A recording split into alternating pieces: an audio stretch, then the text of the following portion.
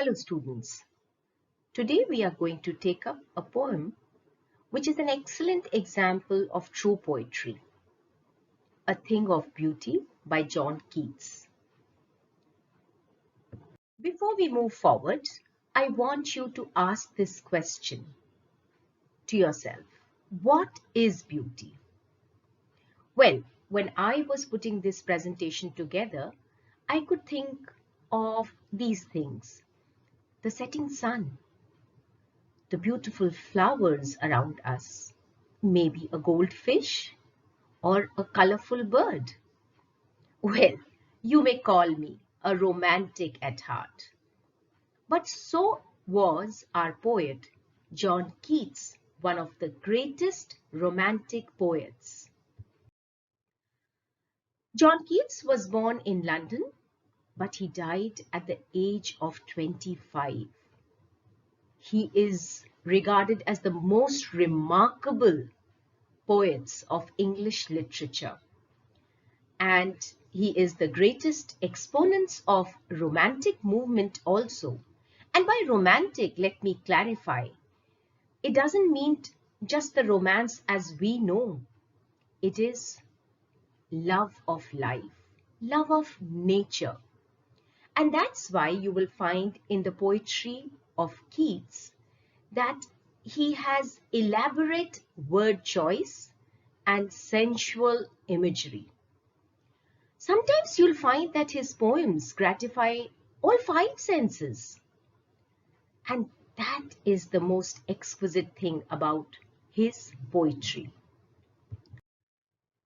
So the poem in our syllabus is actually just an extract, or as you can see, it's written over here. These are the opening lines of the epic poem Endymion, a poetic romance. The poem Endymion is based on a Greek legend in which a young shepherd falls in love with the moon goddess Cynthia, and then the enchanted youth resolves to seek her out, and thus wanders away through the forest and down under the sea, looking for his beloved. So here's the poem. A thing of beauty is a joy forever. Its loveliness increases. It will never pass into nothingness, but will keep a bower quiet for us, and a sleep full of sweet dreams and health and quiet breathing. Therefore, on every morrow are we wreathing a flowery band to bind us to the earth. Spite of despondence, of the inhuman dearth of noble natures, of the gloomy days of all unhealthy and overdarkened ways made for our searching? Yes, in spite of all. Some shape of beauty moves away the pall from our dark spirits. Such the sun, the moon, trees old and young, sprouting a shady boom. For simple sheep, and such are daffodils with the green world they live in, and clear rills that for themselves a cooling covert make gainst the hot season. The mid-forest brake, rich with a sprinkling of fair musk rose blooms. And such too is the grandeur of the dooms we have imagined for the mighty dead, all lovely tales that we have heard or read, an endless fountain of immortal drink, pouring unto us from the heaven's brink. So essentially, the poet feels that the presence of beautiful things in our life is a source of perennial joy for us. And the joy they give us keeps increasing. It always remains in our hearts and will never leave us. And that, children, is the central idea of the poem. Now let's look at the poem. The first 2-3 lines, as I said, give the main message or the theme of the poem. And as you can see, it's talking about beautiful things because it gives us great pleasure and delight. It is eternal and never declines. It is a source of everlasting joy. The joy that we experience on seeing a beautiful object keeps multiplying. It leaves an unforgettable imprint on our heart and soul. Now, I'm sure you've come across this sentence quite often. A thing of beauty is a joy forever. And even the other one from Keats, beauty lies in the eye of the beholder, isn't it? So these phrases have actually been immortalized in English parlance. And it goes on to explain that without beautiful things, the world is a grim, dark place, despondent and full of misery. It is beauty ultimately that makes the world go round. Or at least it did for Keats and many of the romantics like Wordsworth. He was also obsessed with the idea of sublime beauty. Moving on to the next lines. But we'll keep a bower quiet for us. Now we have to understand bower is a shady haunt. So beautiful things are soothing like a shady haunt. A serene shady place that provides quiet sleep. Sweet dreams, good health that rejuvenate us. And therefore, the poet says on every morrow, understand morrow is being used for every morning or every new day. We are wreathing a flowery band. Flowery band is an example of metaphor. Memories of beautiful things or beautiful things are being used to denote flowery band. So it is memories of beautiful things connect us with life. And that's why he says a flowery band to bind us to the earth. Every morning we weave a beautiful string of memories. This motivates us to live our life to the fullest. So just understand that beautiful things are like a shady haunt. They provide shade, serenity to our life, and they give us a sleep full of sweet dreams, a healthy life. And that's how we are connected with earth. What is a wreath? Can you see the bullet points? I've tried to put the picture of a wreath over there. Spite of despondence, of the inhuman dearth of noble natures, of the gloomy days, spite of despondence. Despondence is hopelessness, and spite here is a very good example of poetic license. So what is poetic license? Where the poet has the license to change the spellings of the words or coin a new word. So here spite has been used in place of despite.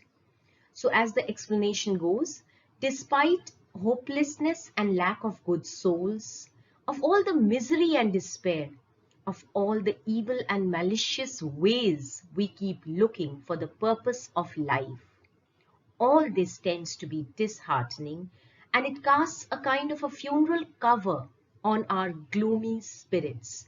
So Paul is a metaphor. Paul is being used in place of funeral cover. Okay? So there is something, poet says, that removes that pall or the shroud as we know it. They remove the shroud-like cover from our life by their presence.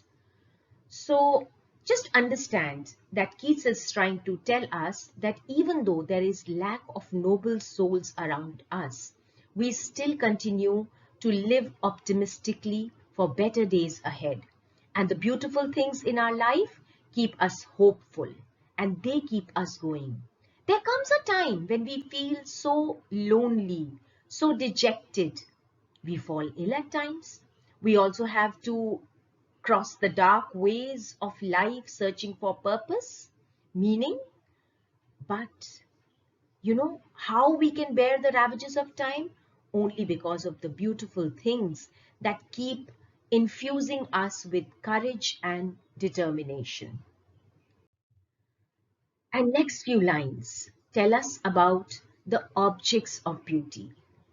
And therefore, Keats says, the natural world is full of such beautiful things. And then there is a long list, like the sun, the moon, the trees, its shade for beautiful docile sheep, the daffodils and the green meadows around them. All these are beautiful things. The streams flowing down mountains, passing through forests, the musks, roses blooming by the side of these streams, all are beautiful things in our life. And then comes the grandeur of the dooms. Let's understand grandeur of the dooms. He's talking about the magnificence of the life of great leaders. So the glorious achievements of great heroes have been referred to as grandeur of the dooms. These are all inspiring stories we have either heard or read. They are an elixir of life. So beauty, according to Keats, is a perennial source of motivation and inspiration. And that's why endless fountain is also an example of metaphor. So if you are asked the significance of endless fountain, you must say that Keats regards all the objects of nature that are beautiful and the great stories of leaders that enthuse us as an endless fountain of immortal drink. Immortal drink is elixir. He considers beautiful things as an endless fountain from which mankind can drink the elixir of life. Beauty, Keats says, has been showered upon us from the heaven by God as the greatest gift to man. This eternal and everlasting beauty is a perennial source of joy. Now let's look at the poetic devices. As you can see, there are many examples of metaphor. Bower stands for shady, peaceful haunt. Flowery band, as we discussed, is being compared to memories of beautiful things. Pall is funeral cover. Endless fountain is a perennial source of inspiration. Then there is example of symbolism in the form of sheep. Now this is, a biblical reference, because in Bible, mankind is symbolized as sheep and Christ is our shepherd. Examples of alliteration: noble nature, schooling covert, band to bind, and these lines are actually replete with examples of imagery. Flowery band, shady boon, clear rills, daffodils in the green world, fair musk rose blooms. These are all examples of imagery. So remember that. Now this is again an important part according to your CBSE exam. The theme of the poem often asked as a 2-marker. Remember, the theme of the poem is that things of beauty are a perennial source of joy. They are constant and they never fade away.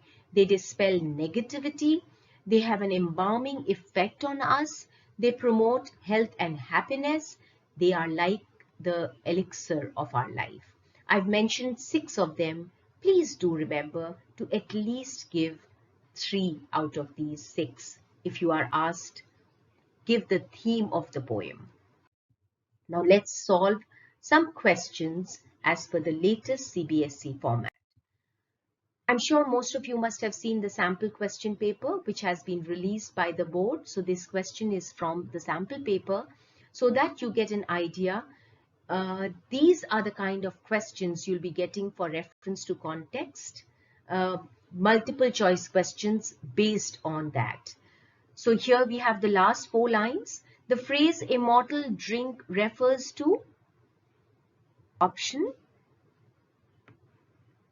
Yes, C, a life-giving force. All lovely tales evoke the feeling of option A, sadness and nostalgia. The rhyme scheme AABB. Literary device used by the poet in the following lines. So we discussed metaphor. Yes, But since there is no option of metaphor, definitely it is also an example of imagery. These are your 1 mark MCQs. Keats celebrates trees as a boon in the poem A Thing of Beauty. Now select your option very carefully, because it says which of the following option is not true. Option B, trees provide relief from heat. It's not given in the poem. Okay, so that's why option B is correct. The poet talks about grandeur. Whose grandeur is he talking about? Option A. Short questions. Now these are your 2 markers. Keats talks about certain things that cast a pall. What are the things mentioned in the poem? Paucity of noble natures, hatred, malice, strife, evil ways of man, gloom, despair, despondencies. So I've given you enough value points. Mention at least 3 of them. Explain grandeur of the dooms. Mighty heroes are loved and venerated for their outstanding accomplishments. Their inspiring lives motivate and enthuse mankind. On Day of Judgment, they will be rewarded and their contribution acknowledged by God. All 3 are important. So please mention all 3 if you get it as a 2 marker. Okay. Thank you. Hope this presentation is helpful for you. All the best for your exam.